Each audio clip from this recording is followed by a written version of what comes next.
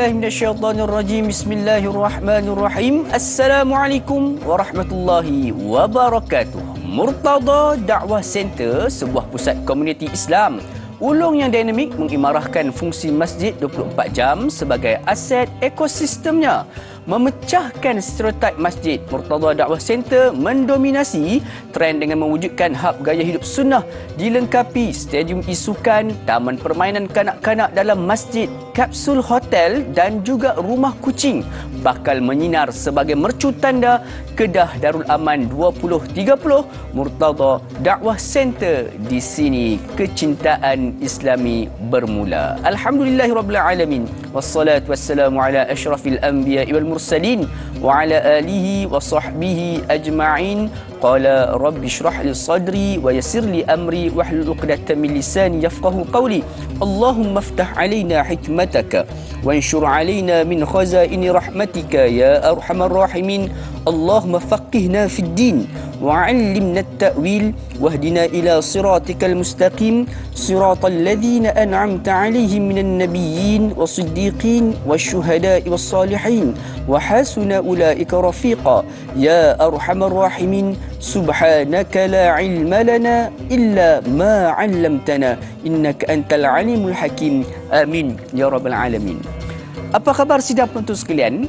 Selamat pagi, good morning, sabahul khair diucapkan kepada sidang penonton setia rancangan soal jawab agama nombor 1 di Malaysia, tak lain dan tidak bukan Tanyalah Ustaz, biar tahu, jangan keliru. Alhamdulillah, pertama-tamanya sama-sama kita panjatkan kesyukuran kita kepada Allah Subhanahu Wa Taala kerana dengan izinnya, dengan peluang yang Allah Subhanahu Wa Taala berikan, kita dapat sama-sama pada pagi ini berkumpul di dalam majlis ilmu seusai kita menyelesaikan solat subuh, sama ada berjemaah ataupun secara individu. Alhamdulillah, kita bersyukur kerana Allah masih lagi memberikan kita peluang untuk bernafas, peluang untuk terus meneruskan kehidupan kita, melaksanakan kerja-kerja dan juga tugasan-tugasan serta tanggungjawab kita sebagai hamba Allah Subhanahu Wa Taala yang terutamanya, dan juga sebagai manusia dan juga makhluk yang menjaga hablum minan nas yang lainnya, insya-Allah.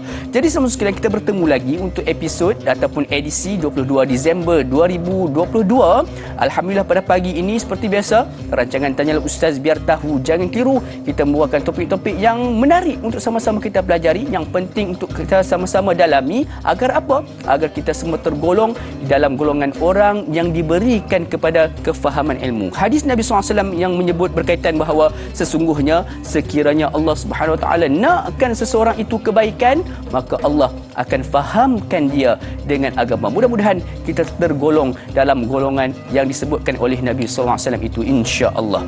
Jadi sahabat sekalian, pada pagi ini kita akan sama-sama bincangkan di dalam silibus sirah ini salah satu sosok tubuh, salah satu tokoh yang cukup penting di dalam ilmu hadis, iaitu pada pagi ini kita akan bincangkan. Kalau sebelum ini kita bincangkan tentang Imam Bukhari, Imam Muslim, Imam Tirmizi, dan pada hari ini kita akan bincangkan tentang Imam An-Nasa'i. Dan insya-Allah, bagi menjawab setiap soalan yang diajukan oleh sidang penonton sekalian, yang akan memberikan kita pemahaman tentang siapakah sebenarnya Imam An-Nasa'i ini, bersama dengan saya pada pagi ini salah seorang sahabat, salah seorang guru kita semua berkaitan dengan ilmu sirah ini, iaitu tidak lain dan tidak bukan Ustaz Umar Aziz kita. Assalamualaikum Ustaz. Waalaikumsalam warahmatullahi wabarakatuh. Apa khabar, Da'i? Alhamdulillah Ustaz. Ustaz sihat Ustaz? Sihat, alhamdulillah. Sihat, alhamdulillah. Mudah-mudahan Allah SWT terus kekalkan Ustaz dalam kesihatan, amin, untuk menyampaikan ilmu kepada kita semua, insya-Allah.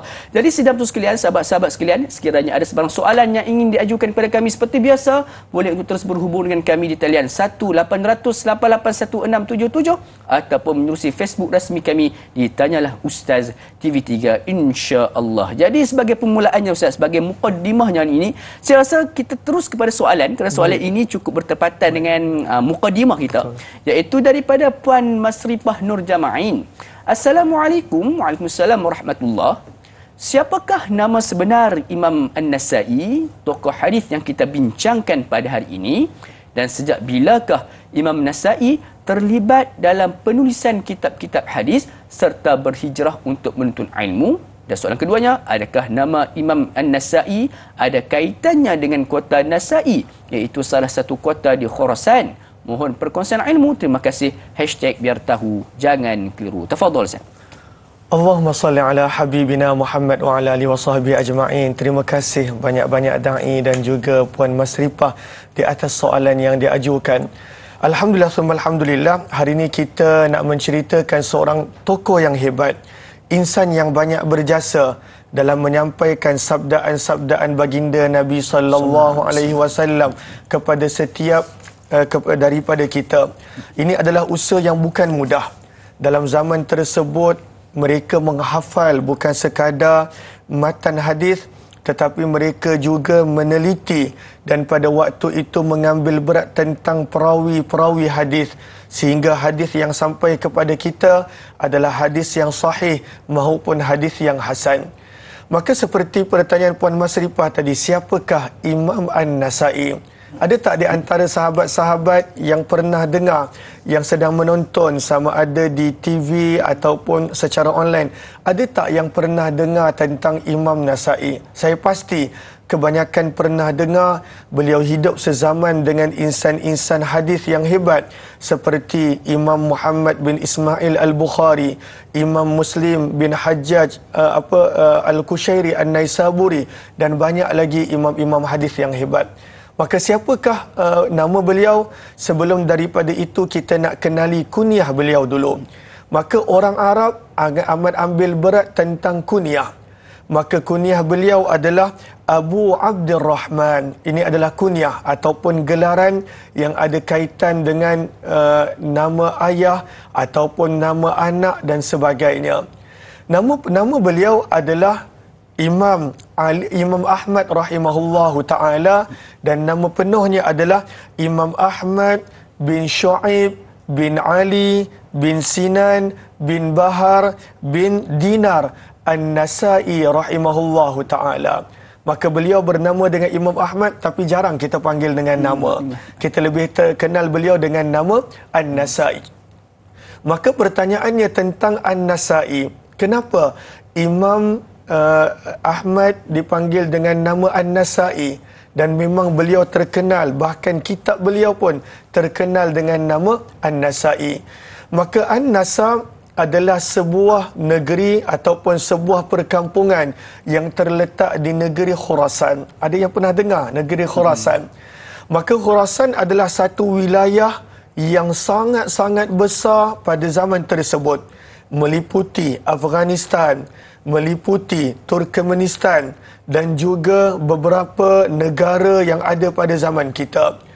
Maka bila para ulama telah membuat kajian di manakah terletaknya An-Nasa ini, maka An-Nasa ini terletak di wilayah Turkmenistan. Saya sebut betul ke tidak? Turkmenistan pada zaman kita terletak di wilayah tersebut. Dan di sinilah Imam Nasa'i telah lahir, telah membesar, dan permulaan pada waktu itu beliau menjadikan An-Nasa, nama perkampungan ini, terkenal pada lidah dan catatan sirah. Kenapa tempat tersebut dipanggil An-Nasa? Ada sebuah kisah yang menarik. Antara wajhut tasmiyah, kenapa perkampungan ini dipanggil An-Nasa, da'i dan juga sahabat-sahabat, adalah kerana ketika mana para sahabat radhiyallahu ta'ala anhum, mereka melebarkan dakwah mereka. Sebab Khurasan pada waktu itu bukanlah orang yang boleh bercakap bahasa Arab, tetapi para sahabat mereka membawa pada waktu itu agama, culture, budaya, bahasa ketika mana mereka berpindah dan berdakwah. Lalu semenjak daripada zaman Umar bin Khattab banyak menggalakkan para sahabat untuk tinggal dekat negara-negara yang mereka baru buka, nak membawa agama, nak membawa budaya, nak membawa Al-Quran supaya masyarakat mudah untuk rujuk. Maka ketika para sahabat sampai ke An-Nasa, dalam sebahagian riwayat sirah menyebut orang-orang lelaki di situ telah melarikan diri. Mereka larikan diri, menyelamatkan diri. Lalu yang tinggal hanya An-Nisa, iaitu perempuan. Maka para sahabat pun pada waktu itu tak tahu nak buat apa, sebab dalam Islam tak dibenarkan walaupun sewaktu peperangan untuk menganiaya, untuk menyakiti, apatah lagi melakukan perkara yang tidak baik kepada para wanita. Maka dalam Islam memang Nabi SAW tekankan, Nabi SAW ada meletakkan garis panduan dalam peperangan. Pada waktu itu tidak boleh menyakiti, tidak boleh pada waktu itu melakukan perkara yang tak sepatutnya kepada para wanita. Maka bila para sahabat sampai ke kampung tersebut yang terletak di wilayah Khurasan, maka tak ada lelaki, hanya ada an-nisa, perempuan. Maka terkenallah tempat tersebut dengan nama An-Nasa'i, walaupun sepatutnya disebut dengan nun yang berbaris bawah, tetapi terkenal dengan nama An-Nasa'i. Dekat sini banyak yang kita boleh belajar daripada perbuatan sahabat radhiyallahu taala anhum dan Islam yang mengajarkan kepada kita menghormati wanita. Itu pun sebenarnya yang patut kita bawa dalam rumah tangga. Betul kan Da'i? Dalam rumah tangga penting untuk kita menghargai para ibu dan para wanita. Sebab itu saya teringat dua hadis Nabi SAW, yang mana hadis yang pertama sabda Nabi SAW, akmalul mu'minina imana ahasinukum akhlaqa. Iman kesempurnaannya terletak pada akhlak yang baik. Itu ukuran iman. Sebab kita tak boleh nampak iman. Dan kemudian yang kedua, nak mengukur akhlak pula, sabda Nabi SAW adalah dengan mengukur akhlak layanan kita kepada keluarga. Khairukum li ahlihi. Maka nak mengukur iman adalah dengan akhlak. Dan nak mengukur akhlak pada waktu itu adalah dengan layanan kita terhadap keluarga. Maka sabda Nabi SAW pada hadis yang sama, wa ana khairukum li ahli, dan aku adalah orang yang terbaik kepada keluargaku. Maka sahabat-sahabat, para suami dan juga para lelaki yang mungkin bakal melangsungkan perkahwinan, ambillah pesanan Nabi, jagalah para isteri dan juga para wanita dengan sebaik-baiknya, kerana itu adalah ukuran kepada akhlak kita, mudah-mudahan insya-Allah. Jadi menarik perkongsian daripada Ustaz tadi berkaitan dengan asal usul nama An-Nasa'i itu sendiri. Sebab apa pada asalnya, kenapa yang lari lelaki-lelaki itu dengan meninggalkan wanita-wanita, dan akhirnya disebabkan oleh peristiwa tersebut dinamakan tempat tersebut, salah sebuah wilayah di Khurasan dinamakan sebagai An-Nasa'i. Bukan Imam Nasa'i ini seorang perempuan ya. Dia tetap seorang lelaki, cuma mengambil iktibar daripada tempat tersebut. Insya-Allah mudah-mudahan terjawab soalan pada Puan Masripah. Sebagai permulaannya, jom sama-sama kita nak raikan soalan berikutnya pada sahabat Facebook kita daripada saudara Fadli Maksyah. Assalamualaikum. Waalaikumsalam warahmatullahi. Soalan saya, siapakah guru-guru Imam An-Nasa'i dan sejak umur berapakah beliau mula mendalami ilmu hadis? Mohon pencerahan. Terima kasih. #biar tahu jangan keliru. Silakan Ustaz. Masya-Allah. Terima kasih banyak Tuan Fadli. Baru perasan nama beliau. Selalunya nama muslimat banyak kan, masya-Allah. Lalu para muslimin pun bersama dengan kita. Lalu terima kasih Tuan Fadli. Maka ada dua soalan yang saya perasan. Yang pertama tentang guru-guru kepada Imam An-Nasa'i, dan yang kedua adalah berkenaan tentang bila Imam An-Nasa'i mula merantau untuk mencari ilmu, masya-Allah. Lalu sememangnya manusia pada waktu itu dia akan belajar banyak daripada guru dia. Selain daripada ibu bapa yang mencorak manusia tersebut, guru sebenarnya mempunyai peranan yang sangat-sangat besar. Ibu bapa memang jelas. Sebab itu setiap daripada ibu bapa tidak sepatutnya melepaskan tanggungjawab kepada guru semata-mata. Setiap ibu bapa dia perlu ingat dia juga adalah pencorak kepada anak-anak dia. Dan ini berdasarkan hadis Nabi SAW, kullu mauludin yuladu 'alal fitrah. Setiap yang lahir pada waktu itu dia lahir di atas fitrah, di atas perkara yang elok. Maka yang mencoraknya adalah fa'abawahu, ayah dan ibu dia. Namun dalam masa yang sama, guru banyak memainkan peranan dalam mencorakkan manusia. Sebab itu sahabat-sahabat, yang pertama, kita mesti dan perlu untuk ada guru. Walaupun kita boleh belajar ilmu pada waktu itu dengan membaca, dengan mengkaji semata-mata, tetapi perlunya seorang guru yang boleh menjadi pembimbing, pendidik, yang boleh menegur kita waktu kita salah. Kalau kita nak belajar semata-mata, maka siapa nak tegur kita kalau salah faham, kalau berlaku pada waktu itu kesilapan dalam memahami? Maka penting ada guru. Dan yang kedua, penting untuk adanya guru yang boleh bimbing, yang mursyid, yang murabbi, yang pada waktu itu bukan ajak kepada diri dia, tapi mengajak kepada Allah dan juga Rasul. Maka kata para ulama sirah, terlalu banyak guru-guru hebat yang berada di dalam kehidupan Imam An-Nasa'i. Yang pertama dan guru yang beliau jumpa paling awal adalah Imam Qutaibah bin Sa'id rahimahullahu ta'ala. Mungkin sahabat-sahabat boleh catat supaya nanti kita boleh jadikan ini juga sebagai rujukan untuk kita kenali kehebatan, keilmuan, kewarakan pada waktu itu guru-guru kepada Imam An-Nasa'i. Sebab beliau dibimbing, dipandu oleh gurunya. Maka yang pertama adalah Qutaibah bin Sa'id, dan beliau duduk dengan Qutaibah bin Sa'id selama 14 bulan. Lama beliau belajar ilmu hadis daripada Qutaibah bin Sa'id. Dan kalau kita perasan, bila kita baca kitab hadis, kita akan banyak jumpa perawi yang bernama Qutaibah bin Sa'id. Yang kedua, beliau pernah belajar dengan Imam Muhammad bin Ismail ataupun dikenali sebagai Imam Bukhari.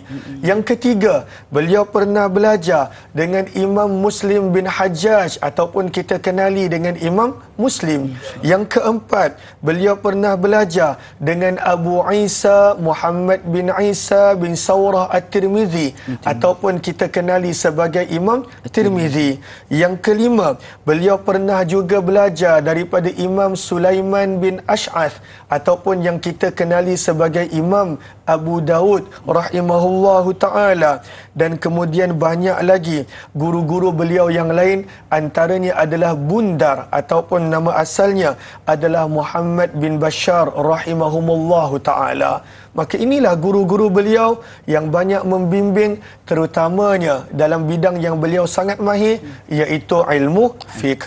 Dan kemudian daripada usia berapakah beliau menuntut ilmu? Masya Allah, malu kita. Beliau mula menuntut ilmu seawal usia 15 tahun. Bukan maksudnya 15 tahun baru masuk sekolah, universiti, pondok, tidak. 15 tahun dah mula meninggalkan kampung halaman. Masya Allah. Malu kita da'i dengan ulama-ulama yang terdahulu. Sebelumnya kita belajar tentang Imam Muslim pun sangat awal. Beliau tinggalkan pada waktu itu kampung dia untuk merantau mencari ilmu. Maka pada usia berapa? Pada usia 15 tahun Imam An-Nasa'i rahimahullahu ta'ala meninggalkan qaryah dia, perkampungan dia, dan mula menuntut ilmu. Maka pengajaran yang kita boleh dapat adalah, kita sambung selepas daripada ini, insya-Allah. Insya-Allah. Pengajaran di sebalik nama-nama guru Imam An-Nasa'i ini kita akan bincangkan sebentar lagi sebab kita nak berehat seketika. Jangan ke mana-mana, teruskan kekal bersama dengan kami. Tanyalah Ustaz biar tahu, jangan keliru. Kembali sebentar sahaja lagi, insya-Allah.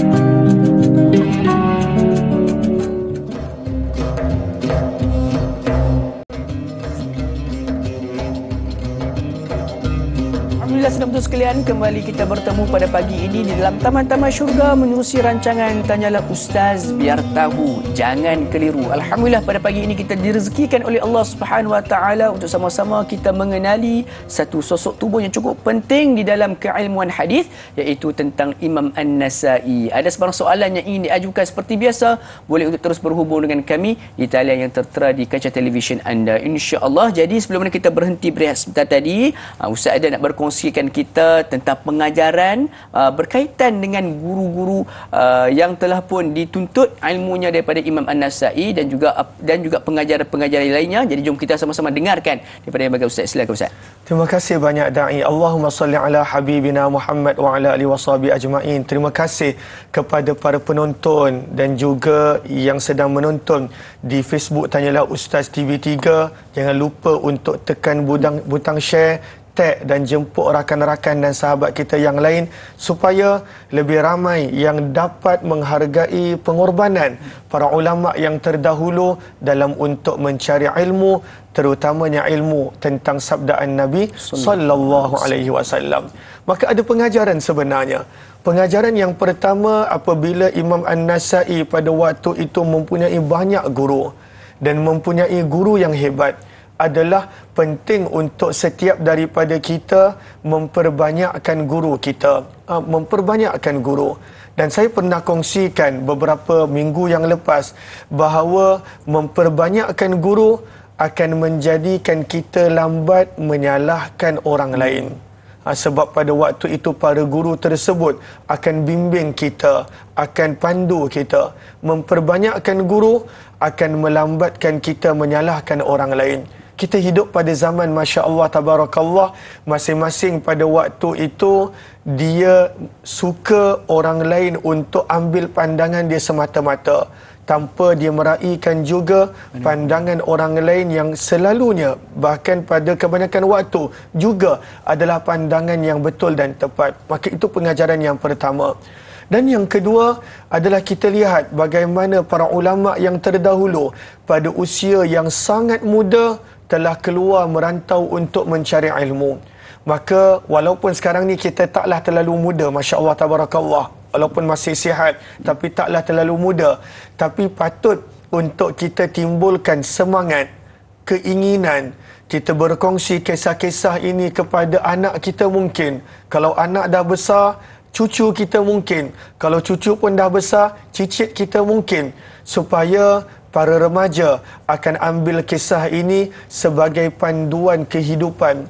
Saya teringat ada sebuah tafsir yang ada di dalam surah Yusuf. Di dalam surah Yusuf yang mana firman Allah Subhanahu wa taala pada surah yang ke-12 pada ayat yang ke-22.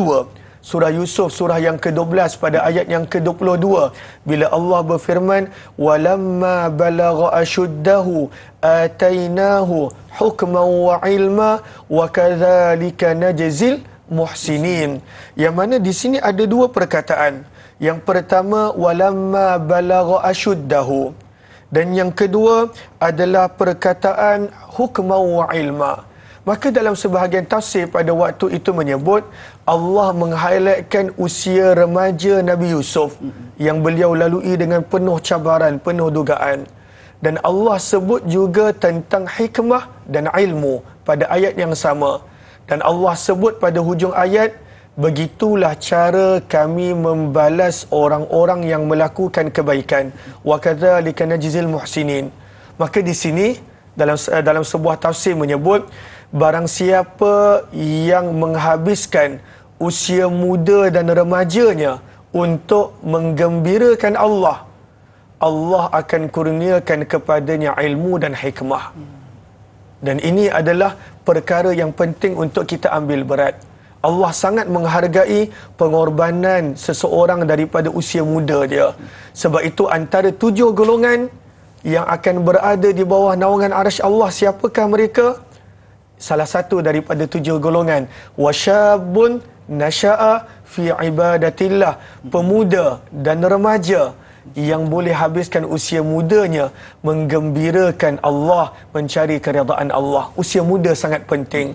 Lalu kadang-kala kita cakap dengan anak kita, tak apalah dia muda lagi, tak apalah dia kecil lagi, tak apalah dia tak solat, dia baby lagi.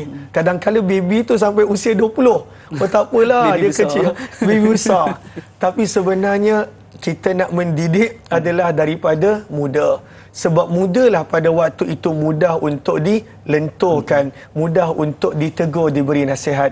Mudah-mudahan kita boleh ambil pengajaran daripada perjalanan muda yang telah dilakukan oleh Imam Ahmad An-Nasai rahimahullahu ta'ala. Allahu Akbar. Jadi Ustaz, satu pengajaran kepada kita jugalah Ustaz. Terutama saya sendiri pun dah semakin dah tak nak masuk muda ni, semakin ketua ni. Itulah, jadi untuk kita sama-sama dah tak muda dah, insya-Allah, tapi nak nampak muda lagi. Insya-Allah. Insya-Allah.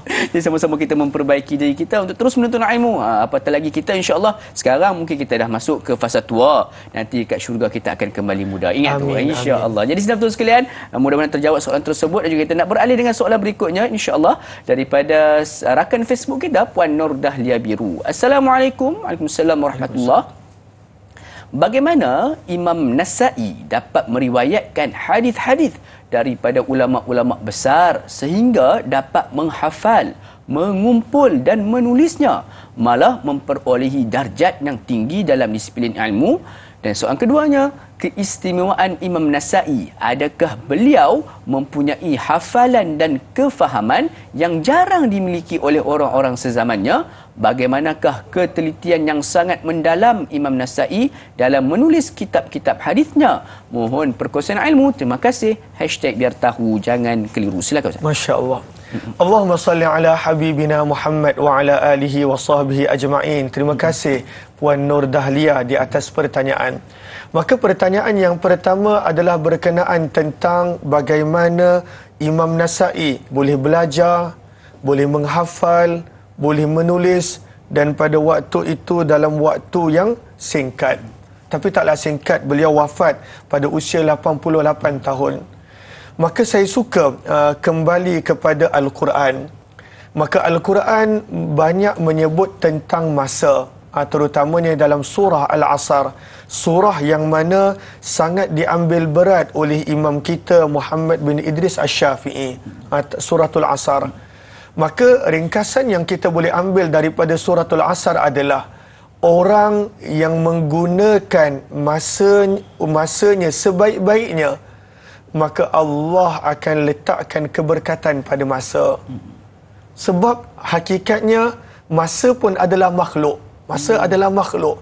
Masa pun adalah ciptaan Allah Subhanahu Wa Taala. Kadang-kala kalau kita perasan, masa berlalu dengan cepat dan banyak benda kita tak boleh buat.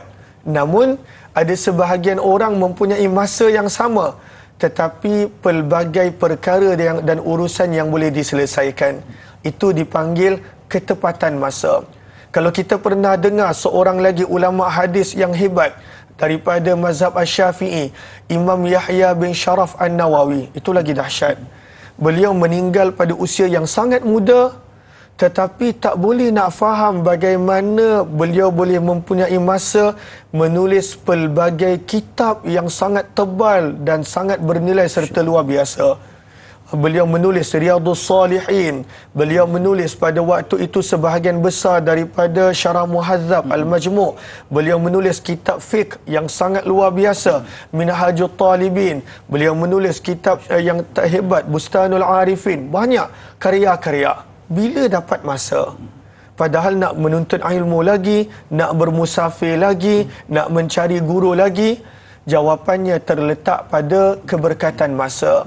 Bagaimana kita nak mendapat keberkatan masa?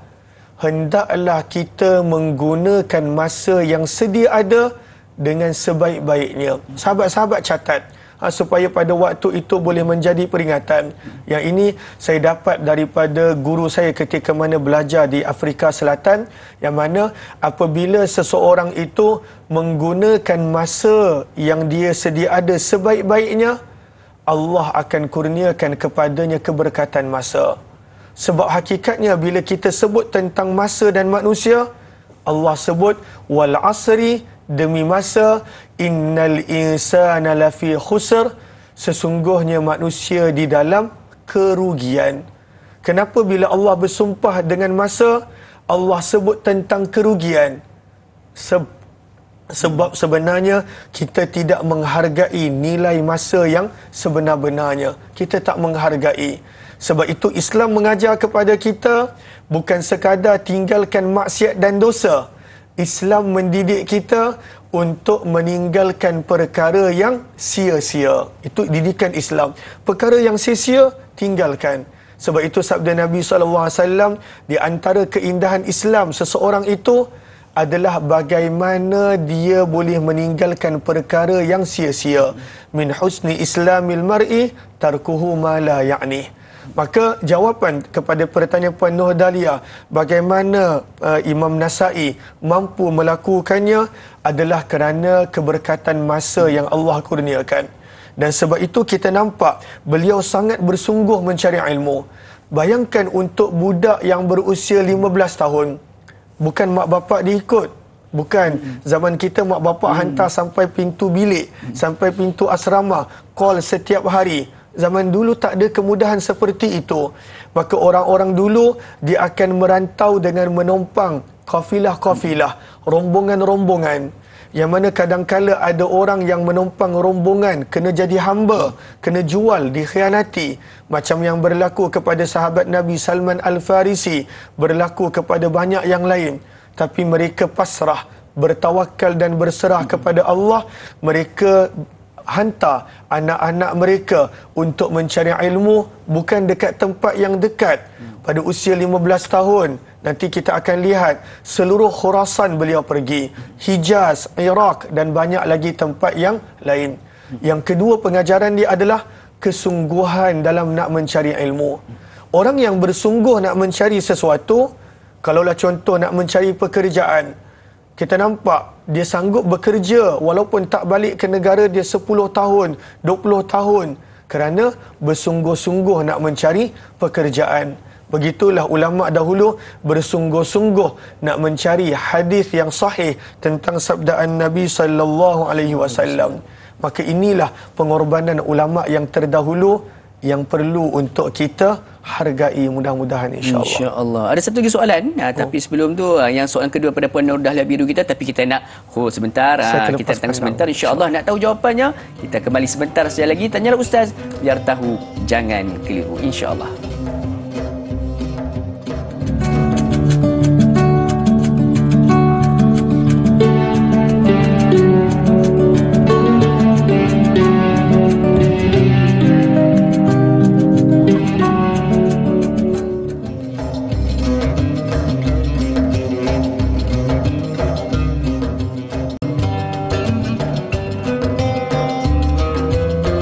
Alhamdulillah, saudara sekalian, kembali kita bertemu pada pagi ini di dalam rancangan Tanyalah Ustaz Biar Tahu Jangan Keliru. Pada pagi ini kita membincangkan topik berkaitan dengan Imam An-Nasa'i menerusi silibus sirah kita. Seperti biasa, bila mana kita mendapatkan ilmu ini, salah satu cara untuk kita nak kekalkan ilmu itu dalam ingatan kita adalah dengan kita menulis setiap nota yang disampaikan oleh yang berbahagia Al-Fadhil Ustaz kita. Jadi pada pagi ini kita menceritakan tentang Imam An-Nasa'i. Sekurang-kurangnya kita mencatatkan bilakah tahun berlakunya ataupun berapakah usia sewaktu mana permulaan Imam An-Nasa'i ini menuntut ilmu, dan juga apakah lagi siapakah dia guru-guru bagi Imam An-Nasa'i ini. Kita dah dapat sedikit info itu, kita catatkan agar kita boleh sampaikan pula kepada orang yang lainnya insya-Allah. Jadi kepada sahabat-sahabat penonton yang sedang menyaksikan melalui live Facebook kita pada pagi ini, seperti biasa jom sama-sama kita sebarluaskan ilmu kita dapat pada pagi ini tentang ilmu berkaitan dengan Imam An-Nasa'i ini dengan melaksanakan satu tugasan yang cukup mudah, iaitu dengan menekan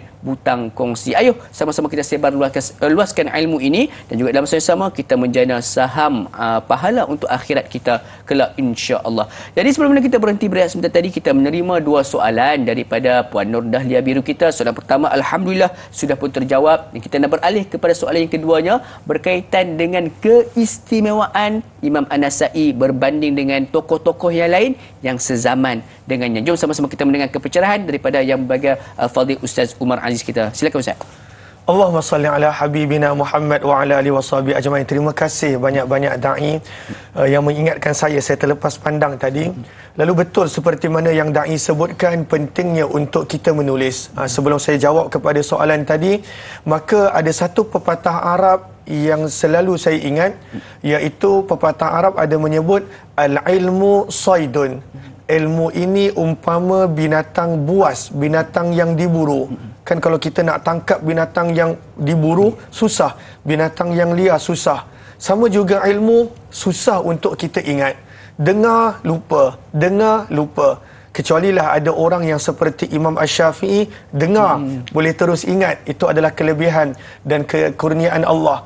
Tapi selalunya manusia bila dengar lupa, dan disitulah nama pun insan dipanggil kerana cepat lupa. Maka kata pepatah Arab, al-ilmu saidun, ilmu ini susah untuk diingat, umpama binatang buas, binatang buruan yang susah untuk ditangkap. Lalu bagaimanakah kita nak menangkapnya? Wal kitabatu qaidun. Kita hendaklah biasa untuk menulis. Hendaklah biasa untuk menulis. Sebab itu saya pun saya ada tulis. Saya baca malam tadi daripada kitab Syiarul A'lamin Nubala, daripada kitab-kitab yang lain, dan pada waktu itu tulis dan catat. Dan sahabat-sahabat yang berada di depan TV boleh ada nota dia. Dan yang kedua, yang berada di Facebook boleh catat di ruangan komen. Selain daripada kita boleh ingat apa yang kita tulis, kita hidup pada zaman teknologi. Kita boleh sharekan, kita boleh kongsikan. Dan di situ hanya Allah yang tahu. Kadangkala ada orang yang terbaca penulisan kita, mereka tergerak untuk berubah menjadi yang lebih baik, insya-Allah. Maka kembali kepada soalan tadi, apakah kelebihan Imam An-Nasa'i rahimahullahu taala? Para ulama sirah menyebut beliau mempunyai kelebihan yang luar biasa yang banyak. Namun antara tiga kelebihan beliau, yang pertama adalah nukilan daripada Imam Suyuti rahimahullahu taala.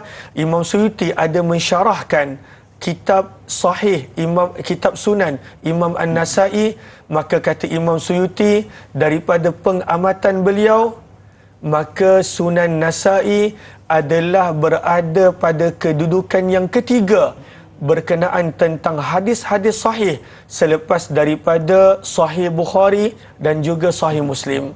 Dan ini adalah satu pengiktirafan yang besar bahawa Sunan Nasa'i daripada baki 4 sunan, Sunan Tirmizi, Sunan Abu Daud, Sunan Ibnu Majah, Sunan Nasa'i adalah yang paling tinggi dan yang ketiga selepas daripada Sahih Muslim dan juga Sahih Bukhari. Ini adalah pandangan Imam Suyuti rahimahullahu ta'ala. Maka ini satu keistimewaan. Bukan senang nak berada pada level Imam Bukhari dan juga Imam Muslim rahimahumullahu ta'ala.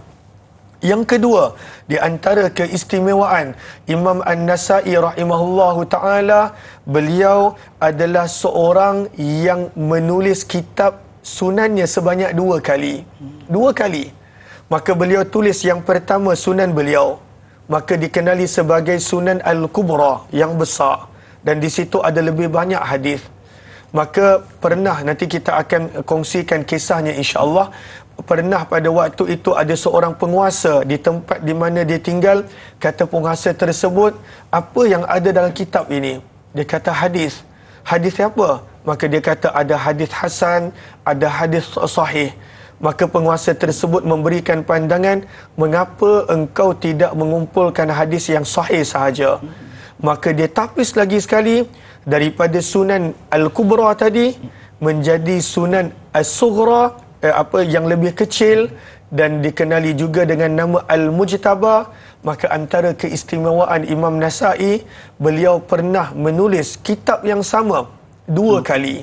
Beliau tapis pada waktu itu sehinggalah dikenali sebagai Sunan An-Nasa'i As-Sughra ataupun Sunan An-Nasa'i ataupun Al-Mujtaba. Maka itu kelebihan beliau yang ketiga. Yang kedua, kelebihan beliau yang ketiga, Masya Allah, beliau meninggal dunia akibat daripada dipukul. Beliau mempertahankan kepercayaan beliau, yang mana pada waktu itu Sayyidina Ali bin Abi Talib adalah orang yang tak patut dihinakan kerana beliau adalah menantu Nabi, sahabat Nabi, khalifah yang 4. Maka beliau berada ketika itu bersama dengan kumpulan-kumpulan yang membenci Sayyidina Ali bin Abi Talib. Maka pada waktu itu beliau mempertahankan kepercayaan beliau. Maka beliau telah dipukul dalam masjid sehingga membawa kepada kesyahidan beliau pada usia 88 tahun. Maka beliau adalah antara orang yang syahid akibat daripada dipukul dan mempertahankan kepercayaan dan akidah yang benar. radhiyallahu anhu. Moga Allah redha kepada beliau dan juga kita insya-Allah. Insya-Allah. Jadi tiga kelebihan yang ada pada Imam An-Nasa'i dan juga dalam masa yang sama Ustaz kongsikan tadi, keberkatan masa itu akan hadir apabila kita menggunakan masa itu dengan sebaiknya insya-Allah. Jadi mudah-mudahan memberikan satu pedoman kepada kita, memberikan satu iktibar kepada kita untuk terus menghargai masa dan juga kita menghargai pengorbanan tokoh-tokoh ulama hadis yang terdahulu insya-Allah. Jadi jom kita beralih dengan soalan berikutnya dengan meraihkan soalan daripada Puan Mas Niza. Assalamualaikum. Waalaikumsalam warahmatullahi. Apakah cabaran-cabaran yang dihadapi oleh Imam Nasa'i ketika menyusun dan menulis hadis kerana dikatakan menghadapi proses yang panjang untuk melengkapkan kitab Sunan Nasa'i? Yang kedua, bagaimana akhlak dan adab Imam An-Nasa'i kepada gurunya yang boleh diteladani oleh remaja kini? Terima kasih Ustaz atas penjelasan. #biar tahu jangan keliru. Silakan Ustaz.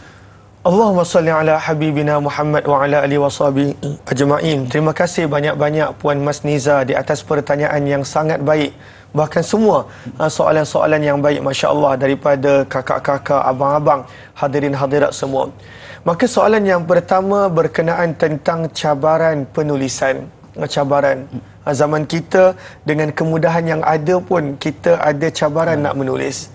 Maka zaman dahulu antara cabaran yang dihadapi oleh Imam An-Nasa'i rahimahullahu taala dalam keadaan pada waktu tersebut bukan mudah nak memiliki kertas ataupun nak menulis pada peralatan-peralatan yang sedia ada, kerana ianya semuanya pada waktu itu memerlukan kos yang tinggi. Itu satu. Namun itu bukan alasan. Maka itu adalah satu. Dan yang keduanya adalah kita lihat bagaimana ketika mana buku tu dah siap. Buku tersebut dah siap. Yang kita panggil antaranya adalah Sunan An-Nasa'i Al-Kubra, dah siap. Dan ditulis pula oleh seorang ilmuwan yang hebat. Maka beliau sedia menerima teguran daripada seorang yang bukan berlatar belakangkan hadis, seorang penguasa, seorang pemerintah di tempatnya, Amir Ar-Ramlah. Kisah ini ada dinukilkan dalam kitab Tadribur Rawi. Dalam kitab Tadribur Rawi ada dinukilkan kisah ini bagaimana ketika mana dia bagi hadiah kepada penguasa Ramlah. Ramlah adalah nama tempat di Palestin. Maka penguasa itu pun tanya, yang mana buku ni ada apa dalam dia? Ada hadis. Hadis yang bagaimana? Hadis sahih dan juga hasan. Dan pada waktu itu penguasa tersebut berkata, kenapa engkau tak kumpulkan hanya hadis yang sahih? Maka di situ Imam Nasa'i terima teguran tersebut. Kenapa saya highlightkan teguran? Sahabat-sahabat, sidang penonton, antara benda yang manusia susah nak terima adalah teguran. Lagi-lagi untuk orang yang ada ilmu. Tak semua orang yang ada ilmu pada waktu itu dia sanggup menerima teguran. Tidak. Kadang-kala dia lebih sanggup nak berdebat. Dia lebih sanggup pada waktu itu nak menyalahkan ataupun menolak.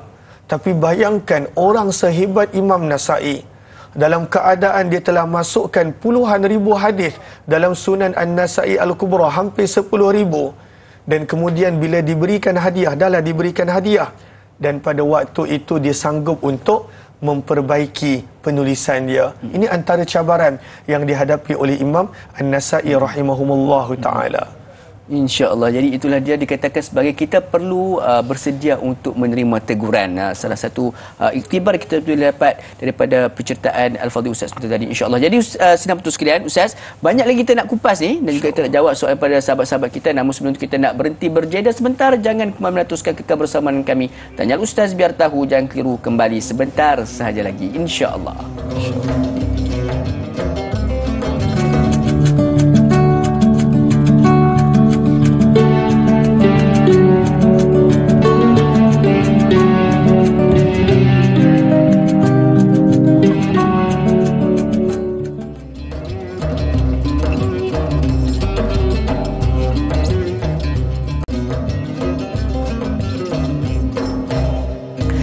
Alhamdulillah sedang tu sekalian, kembali kita bersama di dalam rancangan Tanyalah Ustaz Biar Tahu Jangan Keliru. Mudah-mudahan pertemuan kita pada pagi ini di dalam taman-taman syurga, ada yang nak berdoa, yang ada hajat boleh minta pada saat ini. Mudah-mudahan Allah Subhanahu Wa Taala makbulkan setiap permintaan kita, insya-Allah. Jadi sedang tu sekalian, kita masih lagi dalam perbincangan kita berkaitan dengan Imam An-Nasa'i. Jadi kita menerima dua soalan daripada Puan Masniza kita tadi melalui Facebook kita, dan soalan pertama alhamdulillah dah selesai dengan jawapannya, dan kita nak beralih dengan soalan kedua, iaitu berkaitan dengan apakah di antara akhlak dan juga adab Imam An-Nasa'i kepada guru-guru beliau yang kita dapat teladani dan juga kepada remaja kita pada masa kini, insya-Allah. Silakan Ustaz. Allahumma salli ala habibina Muhammad wa ala alihi washabi ajma'in. Terima kasih banyak-banyak dai, terima kasih kepada yang bertanya Puan Masniza. Lalu akak-akak, abang-abang, hadirin sidang penonton, nak kata hadirin tak ada yang hadir, sidang penonton yang dirahmati lagi dikasihi oleh Allah, ujian ilmu mudah membawa kepada sombong. Ujian ilmu, sebab itu ketika mana Iblis dihalau keluar daripada syurga adalah pada waktu itu kesombongan yang dia ada dan keberanian dia dengan pengetahuan yang dia ada untuk berdebat dengan perintah yang Allah Subhanahu Wa Taala telah berikan. Sebab itu bila kita lihat wahyu yang pertama pun, bila Allah Subhanahu Wa Taala ulang dua kali Iqra, Iqra bismi rabbikal ladzi khalaq, dan kemudian Allah sesuli pada ayat yang kedua bahawa manusia tak sepatutnya bangga, sombong, lupa diri dengan ilmu yang dia ada. Sebab itu Allah ingatkan khalaqal insana min 'alaq. Manusia ni sebenarnya asalnya daripada gumpalan darah, tak ada apa-apa. Kenapa nak sombong? Kerana ilmu kadangkala menjadikan manusia sombong. Ilmu menjadikan manusia bongkak. Ilmu menjadikan pada waktu itu manusia susah nak menerima teguran kadangkala. Tapi dalam masa yang sama, bukan alasan untuk tak nak belajar ilmu. Jangan pula, kalau macam ni, tak naklah tengok lagi Tanyalah Ustaz, contoh. So nanti jadi sombong. Tak. Proses dia adalah dengan ilmu perlu datangnya adab. Sebab itu Imam Muhammad Al-Ghazali rahimahullah ada satu tajuk khusus di dalam kitab Ihya Ulumuddin. Ihya maksudnya nak menghidupkan ulum agama, pengetahuan ad-din tentang agama. Beliau rangka dan tulis satu kitab bagaimana agama ilmu tersebut bukan sekadar informasi, tetapi ilmu tersebut dihayati dan hidup di kalangan manusia. Maka antara tajuk yang beliau tulis adalah berkenaan tentang adab. Kata Abdullah bin Mubarak rahimahullahu ta'ala, kata Abdullah bin Mubarak, aku belajar adab 30 sanah selama 30 tahun. Sementara aku belajar ilmu hanya selama 20 sanah selama 20 tahun. Maka bagaimanakah adab Imam Nasa'i kepada guru dia? Ada kisah yang menarik. Imam Ibn Athir rahimahullahu ta'ala ada menukilkan kisah ini. Dan kisah ini dinukilkan dalam Siyaru A'lamin Nubala, dalam kitab Jami'ul Husul fil Hadith wal Rasul. Maka Imam Nasa'i ada seorang guru yang bernama Al-Harith bin Miskan. Guru dia Al-Harith bin Miskan. Lalu Imam Nasa'i, sebab dia bukan orang Arab betul-betul, dia maksudnya datang daripada Khurasan, maka cara pemakaian dia, cara pada waktu itu apa yang dipakai berbeza sedikit daripada orang-orang yang lain. Maka ketika mana kali pertama guru dia Al-Harith bin Miskan nampak Imam Nasa'i datang dalam keadaan begitu, dia ada sangkaan yang mana Imam Nasa'i adalah mata-mata dan spy daripada khalifah. Dan Al-Harith bin Miskan dia memang tak berapa rapat dan tak berapa setuju dengan khalifah. Lalu dia takut bahawa khalifah hantar seseorang atas nama anak murid untuk menjadi mata-mata apa yang dia cakap, apa yang dia buat. Maka bila Imam Nasa'i, Imam Ahmad An-Nasa'i masuk, kena halau. Dia kata, kau jangan datang, balik. Pada waktu tu jangan datang, balik. Tapi dalam kitab menyebut bahawa Imam Nasa'i walaupun dia halau, dia tetap datang, belajar, mendengar, cumanya dia belajar daripada jauh. Dia belajar daripada jauh. Dia duduk dekat satu penjuru yang jauh dan dia bersembunyi dan dia dengar hadis-hadis daripada guru dia Al-Harith bin Miskan, dan dia punya amanah dengan apa yang dia belajar. Kalaulah guru yang lain mengajar, dia akan menggunakan perkataan haddatsana ataupun akhbarana, telah menceritakan kepada kami hadis ini guru kami sekian-sekian. Tapi untuk Al-Harith bin Miskan, dia berkata bahawa aku mendengar daripada guru aku. Sebab guru dia tak bagi hadis tersebut, tetapi dia tetap nak belajar hadis tersebut daripada guru dia. Daripada sini apa yang kita boleh belajar? Adab dengan guru walaupun berbeza pendapat. Kita kadang-kala bila ada orang lain berbeza pendapat dengan kita, kita dah pada waktu itu tak nak bercakap, tak nak bergaul, label tak nak berhubung. Label sesat. Kita label sesat mungkin. Al-A'yadzubillah. Kita label dengan pelbagai label. Padahal Al-Quran sebut, wala tanabazu bil alqab. Tak boleh untuk melabel orang dengan label-label yang tak baik. Tapi itulah kita. Maka sebab itu dua pengajaran yang kita boleh ambil. Yang pertama, beradab dengan guru walaupun berbeza pendapat. Apatah lagi kalau dengan ibu bapa. Kadang-kala bila kita berbeza pendapat dengan ibu bapa, teruk perangai dan sikap kita. Dan yang kedua, yang kita boleh belajar, akhlak dan adab sepatutnya bersama dengan ilmu. Kadang-kala ilmu diutamakan, hilangnya adab dan akhlak. Padahal ianya perlu serasi, kerana akhirnya yang dilihat bukan berapa banyak yang kita tahu, tetapi berapa banyak yang kita amalkan daripada sudut akhlak, adab dan apa yang kita lakukan dalam kehidupan. Mudah-mudahan insya-Allah. Insya-Allah. Jadi tak dinafikan bahawa ilmu itu cukup penting, namun yang lebih penting adalah keberkatan di sebalik ilmu tersebut, dan keberkatan itu akan hadir apabila kita ada adab dengan guru kita. Insya-Allah. Mudah-mudahan terjawab soalan daripada Puan Masliza kita sebentar tadi. Jom kita sama-sama Ustaz nak beralih dengan soalan berikutnya dengan meraihkan sahabat Facebook daripada Al-Shal. Assalamualaikum Ustaz Naim. Waalaikumsalam warahmatullahi wabarakatuh. Selain terkenal sebagai tokoh hadis, adakah Imam Nasa'i juga mahir dalam bab fiqh sehingga beliau dilantik menjadi qadi di Mesir? Dan juga yang keduanya, apakah kitab-kitab karangan yang berjaya dihasilkan semasa hayat beliau? Mohon Ustaz kongsikan. Terima kasih. #biar tahu jangan keliru. Silakan Ustaz. Terima kasih banyak Da'i. Terima kasih banyak Al-Shal di atas pertanyaan. Allahumma salli ala habibina Muhammad wa ala alihi wa sahbihi ajma'in. Maka soalan yang pertama berkenaan tentang kemahiran selain daripada ilmu hadis.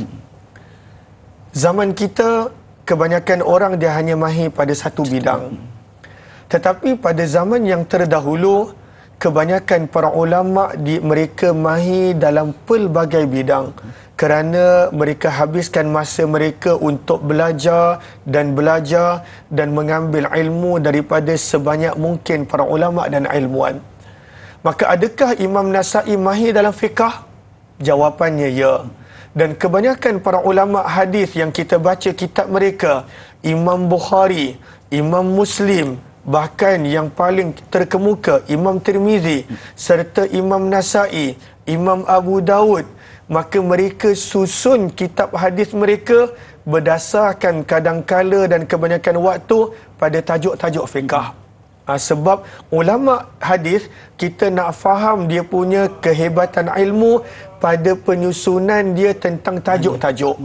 Macam mana disusun hadis bawah tajuk-tajuk yang tertentu, di situ kita akan nampak kemahiran ilmu dia. Maka memang benar Imam An-Nasa'i rahimahullahu ta'ala adalah seorang yang mahir di dalam fiqh selain daripada ilmu hadis. Sehingga kan kata Imam Ibn Athir rahimahullahu ta'ala, Imam Nasa'i ada menulis kitab fiqh berkenaan khusus tentang haji berdasarkan pandangan mazhab Imam Muhammad bin Idris Asy-Syafi'i rahimahullahu ta'ala. Apa pengajaran yang kita boleh dapat? Sahabat-sahabat, peringatan untuk saya dan juga peringatan untuk kita semua. Pelbagaikanlah bukan sekadar guru, tapi pelbagaikanlah bidang yang kita ceburi. Kadang-kala Masya Allah, kita dah fokus kepada tajwid, sangat bagus. Tapi kadang-kala bila kita hanya tahu tajwid sahaja dan kita tak nak ambil berat tentang fiqh, itu kadang-kala yang membawa kepada macam-macam isu yang kita boleh nampak di media sosial. kadang-kala dia fokus tajwid, dan pada waktu itu diabaikan fiqh. Maka kadang-kala bila orang baca tahiyat tanpa tajwid, dia label salah, tak sah solat.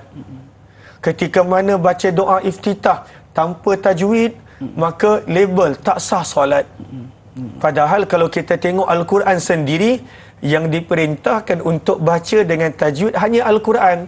Sebab itu dalam surah Al-Muzammil sangat jelas firman Allah, warattilil Qur'ana tartila. Yang kena dengan baca dengan tajwid sepenuhnya hanyalah Al-Quran. Tak dituntut nak baca dengan tajwid doa iftitah. Itu perbahasan fiqh. Tak dituntut nak membaca dengan tajwid at-tahiyat. Sebab itu bukan Al-Quran. Tak dituntut nak baca dengan tajwid doa kunut, sehingga dilabelkan sebagai tak sah solat dan sebagainya. Dan ada banyak lagi pengajaran yang kita akan ambil daripada bahagian soalan ini. InsyaAllah kita akan sambung sebentar nanti. Ada lagi Ustaz pengajaran saya pula dia. jadi moderator. Saya minta maaf. InsyaAllah pun Ustaz, no Allah problem. Yang penting Ustaz pun cakna sebenarnya dengan skrin kita sebentar tadi. Jadi insyaAllah kita sama-sama nak ambil lagi pengajaran daripada kisah Imam Nasa'i ini. Namun sebelum itu kita nak tamatkan terlebih dahulu TV3. Jangan lupa untuk saksikan sebentar saya lagi menerusi TV9 dekat di hati. Dan jangan Ustaz biar tahu jangan keliru. Kembali sebentar saja lagi insya-Allah.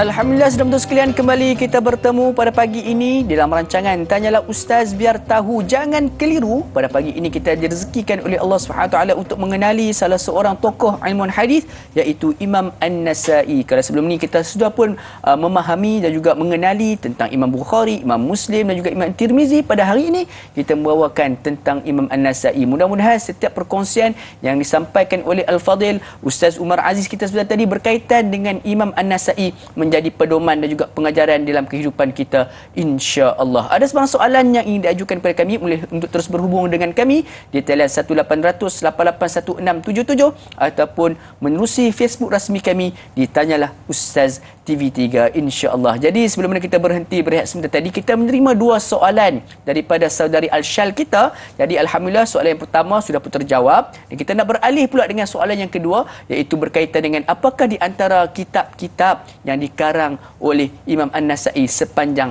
hayat beliau. Silakan Ustaz. Allahumma salli ala habibina Muhammad wa ala alihi washabihi ajma'in. Terima kasih banyak-banyak kepada Daim dan kepada yang bertanya Puan Al-Shal.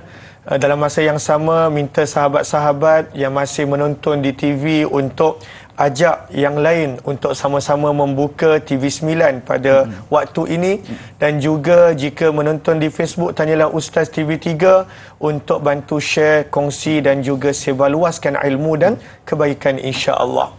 Maka pada kali ini kita nak menerangkan tentang karya-karya Imam An-Nasa'i rahimahullah. Imam An-Nasa'i mempunyai karya yang banyak. Namun antara karya beliau yang terkenal, yang pertama adalah Sunan An-Nasa'i Al-Kubra. Kitab asal sebelum ditapis apabila beliau nak mengasingkan hanya hadis-hadis yang sahih. Sunan An-Nasa'i Al-Kubra. Yang kedua adalah As-Sunan As-Sughra, yang banyak diguna pakai dan dikenali juga dengan nama Al-Mujtaba. Al-Mujtaba, Al-Mujtana, ini antara nama-namanya. Al-Mujtaba maksudnya yang telah dipilih. Lalu hadisnya banyak, kemudian dipilih dan diringkaskan menjadi kitab yang lebih kecil, hanya ingin dimuatkan hadis-hadis yang sahih. Kitab yang ketiga adalah Al-Khasa'is Amiril Mu'minin Ali bin Abi Talib. Dan disebabkan buku inilah beliau telah dipukul, beliau telah dituduh dengan pelbagai tuduhan kerana beliau telah menulis kitab khusus berkenaan tentang kepribadian dan manaqib Sayyidina Ali bin Abi Talib. Sahabat-sahabat, kita kena faham, walaupun beliau hidup pada zaman kerajaan Banu Abbasiyah, namun beliau lebih banyak menetap di Mesir dan beliau lebih banyak pada waktu itu berada di Syam, di Palestin. Dan kawasan-kawasan ini adalah istilahnya kubu kuat kepada orang-orang yang mengagungkan dan pada waktu itu menyukai Sayyidina Muawiyah bin Abi Sufyan radhiyallahu anhu, dan mereka sangat membenci dan menolak Sayyidina Ali bin Abi Talib radhiyallahu anhu, kerana dua figure ini adalah yang pernah berlaku sedikit salah faham di antara mereka. Maka sengaja Imam Nasai menulis buku ini, dan apabila ditanya kenapa, dalam keadaan itu adalah waktu dan tempat yang orang tak suka kepada Sayyidina Ali bin Abi Talib, maka beliau terangkan tujuannya adalah nak memberi kesedaran kepada orang-orang yang taksub dan menolak Sayyidina Ali tentang kelebihan Sayyidina Ali bin Abi Talib radhiyallahu anhu. Kemudian beliau telah tulis kitab yang lain apabila banyak orang bertanya kenapa hanya Sayyidina Ali, maka beliau telah tulis kitab Fadailus Sahabah pula tentang secara umum sahabat-sahabat yang lain. Namun mereka masih tak puas hati dan mereka tanya kenapa tak tulis kitab khusus hanya untuk Muawiyah, dan di sinilah menjadi beliau telah dipukul, yang kita akan kongsikan kisahnya ketika mana tiba pada bab tentang kewafatan beliau. Kitab yang kelima adalah Al-Manasik, sebuah kitab fiqh berkenaan tentang ibadah haji, dan kitab yang keenam adalah Ad-Du'afa wal Matrukin, tentang perawi-perawi yang lemah, dan banyak lagi karya-karya yang lain. Apa pengajaran yang kita boleh dapat? Sahabat-sahabat, saya nampak dan saya perasan di ruangan komen, dan juga saya pasti banyak yang menonton di hadapan televisyen pada waktu ini. Sahabat-sahabat, kalaulah setiap hari program Tanyalah Ustaz, kita hanya ambil hanya 3 perkara. Hanya 3 perkara sahaja. Dan kita tulis dalam buku kita, dalam catatan kita, ataupun pada waktu itu dalam handphone kita. Sebenarnya itu pun dah menjadi satu karya yang boleh diambil manfaat ketika mana meninggal dunia. Da'i kita pun ada. Da'i boleh tunjukkan tak? Da'i pun ada buku karya ni. Ada buku. Ada buku. Lalu tadi Da'i tunjukkan kepada saya tentang catatan Al-Fadhil Ustaz Muhadir Haji Jol. Yang mana itulah kita. Sebenarnya penting untuk kita tulis. Kalaulah setiap hari kita hanya tulis 3 pada waktu itu daripada guru yang kita dapat, dan kemudian bila kita meninggal dunia, ianya boleh dijadikan sebagai bahan bacaan, sebagai pada waktu itu sesuatu yang boleh diambil manfaat. Dan kebanyakan daripada karya para ulama yang terdahulu adalah sama. Mereka mengajar, anak murid mereka pada waktu itu menulis. Anak murid mereka menulis. Dan anak murid ini yang menyebarkan karya-karya tersebut hingga menjadi terkenal. Maka sebenarnya Masya Allah, ada di antara sahabat-sahabat yang setiap siri bersama, menonton, mendengar, mengambil pengajaran.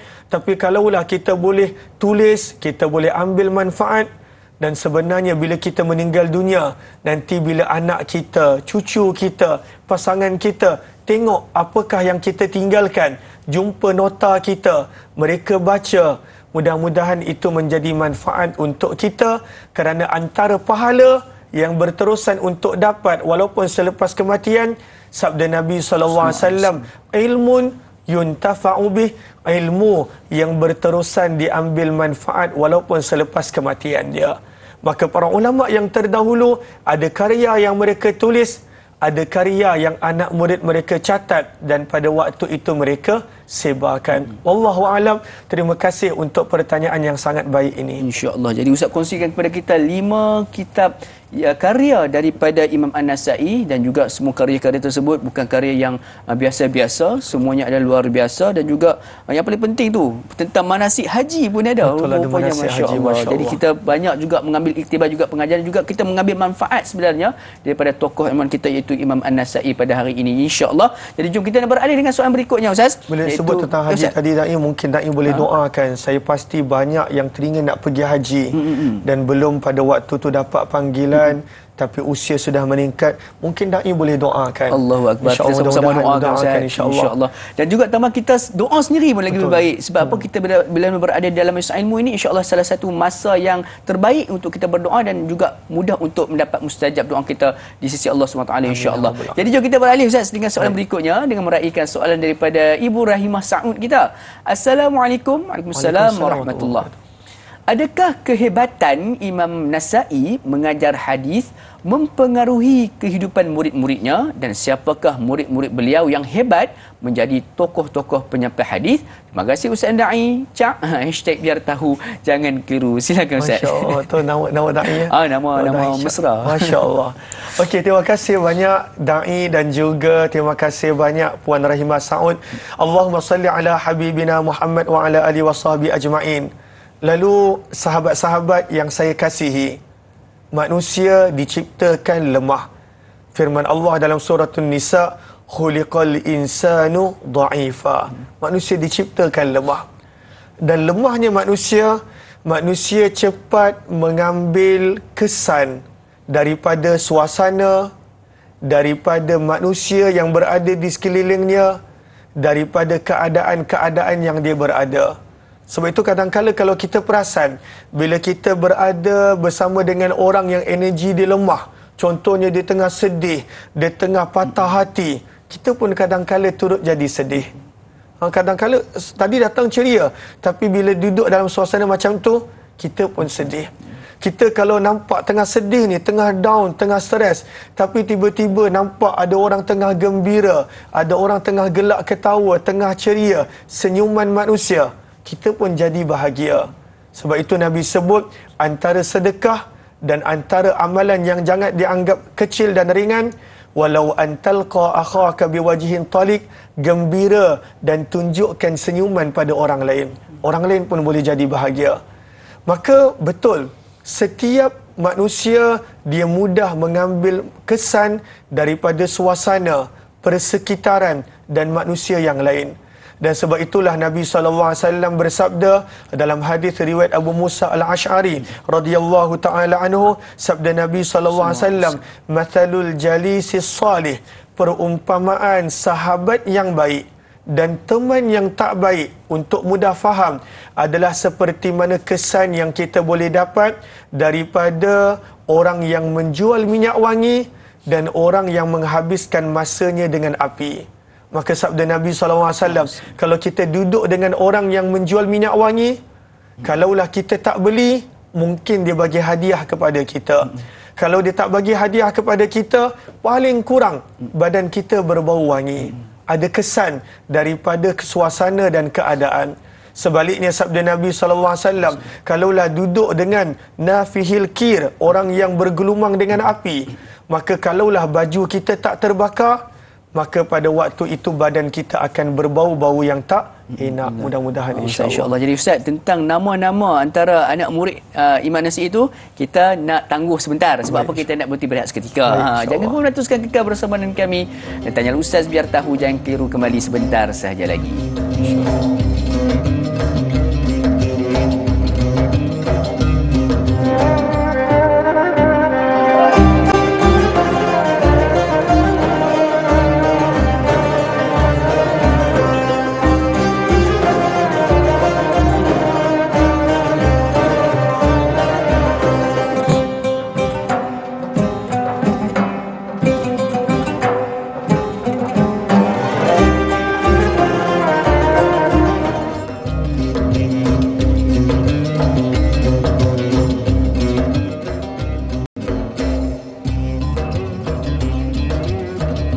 Alhamdulillah, sedang betul sekalian, kembali lagi kita bertemu dalam rancangan Tanyalah Ustaz Biar Tahu Jangan Keliru. Sedar tak sedar Ustaz, kita dah berada dalam segmen terakhir rupanya pada pagi ini. Sebenarnya seronok bila mana kita bincangkan tentang tokoh-tokoh aman Islam, kita belajar tentang sirah ini, apatah lagi kita mendengar satu bentuk penceritaan, dan bila mana kita mendapatkan penceritaan ini, sudah semestinya ada terselit hikmah dan juga pengajaran yang kita boleh sama-sama ambil iktibar untuk pedoman kehidupan kita, insya-Allah. Jadi kita berbalik Ustaz tentang soalan daripada Ibu Rahimah Saud kita tadi. Ada dua soalan, dan juga soalan berkaitan dengan siapa anak murid yang terkenal daripada Imam Nasa'i ini Ustaz. Baik, Da'i, terima kasih banyak. Lalu orang yang hebat akan melahirkan insan yang hebat. Dan itulah peranan guru yang Masya Allah, moga Allah membalas kebaikan dan jasa para guru semuanya di atas pengorbanan untuk mendidik anak bangsa, mendidik insan manusia menjadi insan yang hebat. Maka Imam An-Nasa'i juga adalah seorang guru hadis dan juga seorang guru fiqh yang sangat mahir di dalam bidangnya. Maka beliau melahirkan imam-imam hadis yang juga sangat hebat. Antaranya yang pertama adalah Imam Abul Qasim At-Tabrani, ataupun kita kenali dengan nama Imam At-Tabrani, yang telah menulis tiga kitab mu'jam yang syarat dengan ilmu hadis. Yang kedua adalah Imam Abu Ja'far At-Tahawi, antara ulama hadis yang sangat mahir dalam hadis dan juga fiqh serta akidah, Imam Abu Ja'far At-Tahawi. Yang keempat adalah Al-Hasan bin Khadir As-Suyuti, dan yang kelima adalah Imam An-Naisaburi, ataupun nama beliau Abu Ali Husain bin Muhammad An-Naisaburi rahimahumullahu ta'ala. Maka inilah insan-insan yang hebat. Sebab itu pengajarannya, kalaulah kita benar-benar nak meninggalkan jasa, lahirkanlah insan yang hebat dalam apapun bidang yang kita berada, yang moga-moga menjadi penyebab kita boleh berterusan beroleh pahala. Maka saya harap saya dapat menjawab pertanyaan kepada Puan Rahimah. Banyak lagi anak murid beliau, tapi ini yang paling terkenal adalah Imam At-Tahawi, Imam At-Tabrani, Imam Naisaburi, dan yang last saya terlupa adalah Imam Ibn Sunni rahimahullah. Kalau kita belajar kitab Al-Adhkar, kita banyak dengar riwayat Ibn Sunni. Nama beliau adalah Imam Abu Bakar bin Ahmad As-Sunni, ataupun dikenali dengan nama Ibnu Sunni rahimahullahu ta'ala. InsyaAllah itulah dia di antara 5 anak murid Imam An-Nasa'i. Dan bila kita sebut tentang Imam As-Suyuti, Jalaluddin As-Suyuti, Ustaz, salah satu kitab yang penting yang dihasilkan oleh Imam As-Suyuti iaitu tentang Ashbahun Nazair, di mana menceritakan kepada kita tentang kaedah-kaedah bagaimana satu hukum fiqh itu dikeluarkan. Betul. Satu benda yang cukup penting untuk kita pelajari, supaya kita faham daripada mana asalnya suatu hukum itu dikeluarkan, insya-Allah. Jadi saudara sekalian, Ustaz, kita nak beralih dengan soalan berikutnya, soalan yang menarik daripada saudari Syahira Lia Muhammad kita. Assalamualaikum. Waalaikumsalam warahmatullahi wabarakatuh. Bila dan di manakah Imam Nasa'i meninggal dunia, dan apakah peristiwa yang berlaku sebelum kewafatan beliau? Terima kasih. Silakan Ustaz. Allahumma salli ala habibina Muhammad wa ala alihi washabihi ajma'in. Sahabat-sahabat sidang penonton yang dirahmati lagi dikasihi oleh Allah, Imam An-Nasa'i adalah seperti kebanyakan ilmuwan yang lain, sentiasa berfikir untuk menyampaikan kebenaran. Sebab itu kita perlu untuk menyampaikan kebenaran walau kana murra, walaupun ianya adalah pahit. Maka antara perkara yang Imam Nasa'i nampak pada zaman beliau perlu untuk diubah dan diberikan teguran adalah ketaksuban sebahagian daripada orang-orang yang menyukai Sayyidina Muawiyah bin Abi Sufyan rahimahumullahu ta'ala, sehingga mereka menghina, menolak, memperlekeh, dan pada waktu itu menafikan kemuliaan dan kelebihan Sayyidina Ali bin Abi Talib radhiyallahu anhu, keluarga Nabi, menantu Nabi, dan juga ayah kepada cucu yang disayangi oleh Nabi sallallahu alaihi wasallam. Maka Imam An-Nasa'i rahimahullah telah tulis sebuah kitab khusus tentang kelebihan Sayyidina Ali.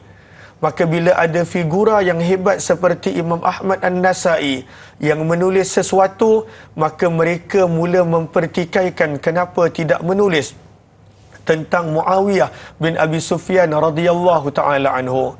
Maka pada waktu itu Imam Nasa'i menjawab. Kisah ini ada dinukilkan di dalam Siyaru A'lamin Nubala Imam Zahabi, dan juga kitab-kitab sirah dan sejarah yang lain. Maka pada waktu itu Imam Nasa'i berkata, tidak banyak hadis yang menceritakan tentang kelebihan Muawiyah. Tidak banyak hadis yang menceritakan tentang kelebihan Muawiyah. Maka pentaksub dan penyokong yang menyokong secara membuta tuli, mereka telah pukul Imam An-Nasa'i rahimahullahu ta'ala di dalam Masjid Jami' Al-Umawi dan pada waktu itu membawa kepada keadaan yang parah yang dihadapi oleh Imam Nasai. Manakan tidak, usianya pada waktu itu lebih kurang 88 tahun. Apa yang kita boleh belajar daripada sini? Mengikut secara membuta tuli, taksub kepada individu ataupun kepercayaan yang tertentu kadangkala membutakan hati manusia untuk melihat kebenaran, menerima teguran dan pada waktu itu melakukan perubahan. Taksub pada waktu itu membahayakan bukan sekadar kita, tapi kita lihat membahayakan orang lain. Maka Imam An-Nasai dipukul dalam masjid, dalam rumah Allah, di Masjid Jami' Al-Umawi, dan pada waktu itu beliau telah dipapah keluar. Ada riwayat yang menukilkan beliau telah dibawa ke Mekah dan dikebumikan di antara Safa dan Marwah. Ini adalah pandangan Imam Ad-Daruqutni, namun pandangan ini ditolak. Pandangan yang kedua adalah pandangan yang dinukilkan oleh Imam Az-Zahabi rahimahullahu ta'ala. Beliau telah dibawa ke tempat beliau Ar-Ramlah di Palestin, dan disitulah pada waktu itu beliau telah dikebumikan dan beliau meninggal dunia pada hari Isnin, hari yang sama dengan kewafatan Nabi SAW. Beliau meninggal dunia pada hari Isnin, 13 hari bulan Safar. Safar adalah bulan yang kedua pada tahun 303 Hijrah, pada usia 88 tahun. Inilah imam yang banyak berjasa menyampaikan hadis kepada kita. Kita biasa dengar An-Nasai, An-Nasai, An-Nasai. Nama beliau adalah Imam Ahmad An-Nasai rahimahullahu ta'ala. Namun pengajaran yang sangat-sangat kita nak ambil, bagaimana beliau sanggup sehingga disyahidkan, sehingga meninggal dunia, menerima pukulan kerana nak mempertahankan kebenaran, iaitu Sayyidina Ali bin Abi Talib adalah orang yang patut dimuliakan kerana ada begitu banyak sabdaan dan hadis, bahkan beliau dituduh sebagai Syiah. Padahal kemuliaan dan manakib Sayyidina Ali adalah sesuatu yang kita tidak boleh tolak dan kita patut terima. Inilah yang patut kita pelajari. Kadangkala ada banyak orang sanggup menyembunyikan kebenaran, sanggup menipu tentang kebenaran, dan ini bukan sikap para ulama hadis yang terdahulu, ilmuwan yang terdahulu. Moga Allah berikan kepada saya dan kita dai serta semua bukan sekadar pengetahuan, tetapi pada waktu itu semangat untuk mendukung kebenaran. Amin, amin ya rabbal alamin. Jadi insya-Allah itulah dia juga penceritaan berkaitan dengan bagaimanakah berlakunya peristiwa kewafatan Imam An-Nasai sendiri, memberikan pengajaran kepada kita jangan fanatiklah sebenarnya di dalam kehidupan kita ni. Nak sokong, nak menyukai seseorang itu dibenarkan, namun jangan terlalu berlebihan. Sebab apa? Takut-takut memberikan kemudaratan kepada kita di kemudian harinya, insya-Allah. Jadi Ustaz, kita sudah pun berada di penghujung rancangan. Mudah-mudahan dengan jawapan tadi itu juga merangkumi kesimpulan untuk pertemuan kita pada hari ini. Jadi bolehlah Ustaz untuk simpulkan dengan memberikan sedikit membacakan sedikit doa ringkas agar pertemuan kita pada pagi ini diberkati oleh Allah Subhanahu Wa Taala, insya-Allah. Silakan Ustaz. Marilah sama-sama kita menadah tangan dan berdoa sambil kita doakan juga untuk sahabat-sahabat kita yang sedang diuji dengan banjir dan pelbagai ujian. Mudah-mudahan Allah angkat musibah dan Allah anugerahkan mereka ketabahan dan kesabaran, digantikan dengan sebaik-baik pergantian dunia dan akhirat, insya-Allah. Bismillahirrahmanirrahim. Alhamdulillahi rabbil alamin, wassalatu wassalamu ala asyrafil anbiya'i wal mursalin wa ala alihi wa sahbihi ajma'in. Allahumma ya Allah, kami telah mendengar kisah dan cerita salah seorang daripada kekasih-Mu, orang yang mana telah menghabiskan usianya untuk menyampaikan kalam kekasih-Mu kepada kami. Allahumma ya Allah, jadikanlah semangat menuntut ilmu itu dikurniakan kepada kami, semangat untuk menegakkan kebenaran ada pada kami, dan semangat untuk menyampaikan ilmu ada pada kami. Allahumma ya Allah, kepada sesiapa pun yang diuji di antara kami, sama ada mereka sedang menonton ataupun mereka tidak dapat menonton, maka Dikau angkatkanlah musibah yang menimpa mereka ya Allah. Angkatkanlah musibah yang menimpa mereka ya Allah. Janganlah Dikau uji kami dengan ujian yang kami tidak mampu untuk hadapi. Allahumma ya Allah, Apa jua kesulitan yang sedang dihadapi dia, Kau tunjukkanlah jalan keluar ya Allah. Tidak ada kepayahan, tidak ada yang menjadi susah apabila Kau inginkan kesenangan ya Allah. Rabbana atina fid dunya hasanah wa fil akhirati hasanah wa qina adzaban nar. Wa sallallahu wa sallama ala habibina Muhammad walhamdulillahi rabbil alamin. Amin amin rabbil alamin. Amin ya rabbil alamin. Jazakallahu khairan katsira Ustaz di atas perkongsian ilmu. Mudah-mudahan Allah SWT kekalkan Ustaz dan kesihatan. Amin, panjangkan usia Ustaz untuk terus sampaikan ilmu pada kami semua insya-Allah. Jadi senang untuk sekalian, jangan lupa untuk saksikan rancangan Tanyalah Ustaz pada esok hari bersama dengan moderator kita Dai Hakim yang gagah perkasa, bersama dengan ahli panel kita Al-Fadhil Ustaz Yaakob Yusra yang akan bincangkan topik berkaitan dengan diet terang hati. Dan insya-Allah saya dan Luqman mohon maaf sekiranya ada terkurang di mana-mana, terkasar tutur bicara, tersilap tutur kata. Mudah-mudahan kita bertemu lagi dalam episod dalam rancangan Tanyalah Ustaz, biar tahu jangan keliru. Akhir kalam, Assalamualaikum warahmatullahi wabarakatuh. Tanyalah Ustaz, biar tahu jangan keliru.